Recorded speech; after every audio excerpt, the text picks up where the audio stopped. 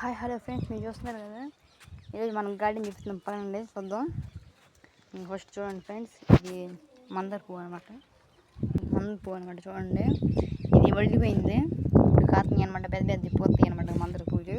తర్వాత ఇది white colour అనమాట. చూడండి ఫ్రెండ్స్, తర్వాత ఇది పింక్ కలర్ అనమాట. ఇది చూడండి ఫ్రెండ్స్, ఇది వాటర్ ట్రాప్ అనమాట. చూడండి